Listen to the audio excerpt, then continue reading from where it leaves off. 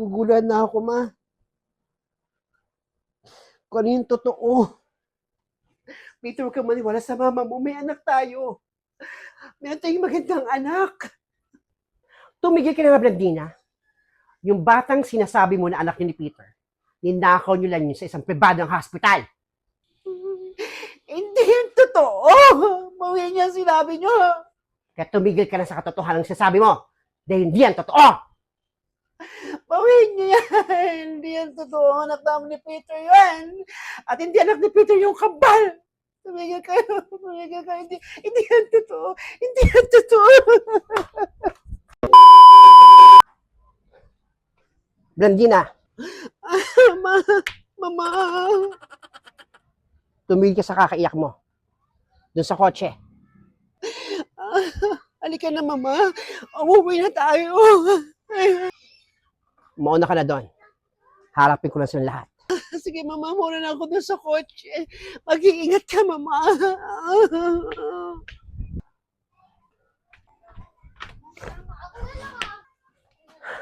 Hoy, lalaki.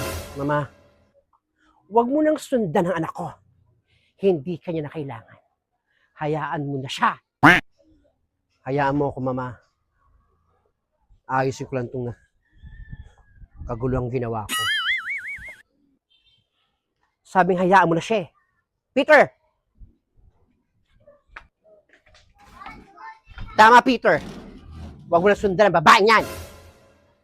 Isa ka pang babae ka. Walang yaka. Mas walang yaka. Nang dahil sa'yo, nasisira ang buhay ng anak ko.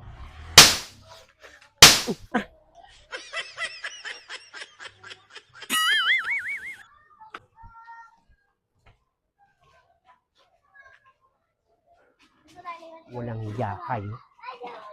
Tignan ko lang kung saan kayo pupulutin mag-ina. Mga eksena talaga ng buhay ni Nena. Nakakaloka. Pero syempre, e-enta tayo. Hoy, babae. Tanggapin mo na kasi na ang anak mo si Blandina ang siyang totoong nanira ng pamilya. Wala siyang imik, oh. Na-hurt siya, oh. Na-hurt, oh. Wish na babae, oh. Kaya dapat ipapabukas sa kanya talaga, eh. Hurt siya, eh. Alis siya, oh. Hoy, babae. Huwag ka magdala ng gulo rito. Hindi ako pumunta rito para maghanap ng gulo. Kakausapin ko lang si Nena. Pwede ba? Pakialaman mo buhay mo. Hindi buhay ng iba. May point siya. Ba't nga ba ako nakikialam sa buhay na may buhay? Papakialaman ko na yung buhay ko. Sisip ng batang to. Yung anak ko, laki-laki na talaga. Nena. Yes? Siguro naman kilala mo ko. Ako lang naman ang nanay ni Blandina. Oho, kilalang kilala. Kuho kayo. Magkano? Magkano ang gusto mo para hindi mo na balikan si Peter? Sa inyo na ho pera nyo. Sapat daw sa amin ng 500 pang Noche Buena. Maprinsipyo ka talaga, Nena. Kahit alam kong gutom na gutom ka na, naghihikaw sa buhay, hindi ka pa rin tatanggap ng pera. Talaga may prinsipyo ako. Pero binabalaan kita. Oras na may mangyari sa anak ko, idadamay ko ang buong pamilya mo. Ano man humangyari sa anak ninyo, siya na ho may kasalanan nun, hindi ako. Kaya wag ho kayo magsisi ng iba. Lahat kayong nang api sa anak ko, hindi ko kayo patatahimikin. Sirang-sira ang buhay ng anak ko dahil sa inyo. Lahat kayo rito. Babalikan ko kayo. Lahat kayo!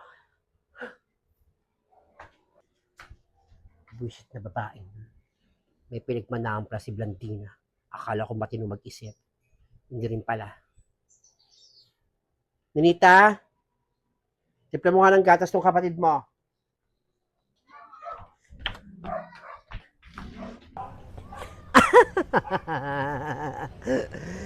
Isa ka pa.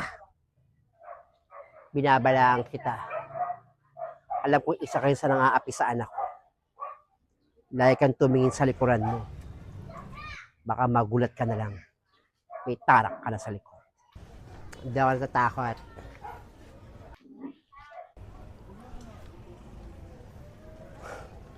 Kakaba naman.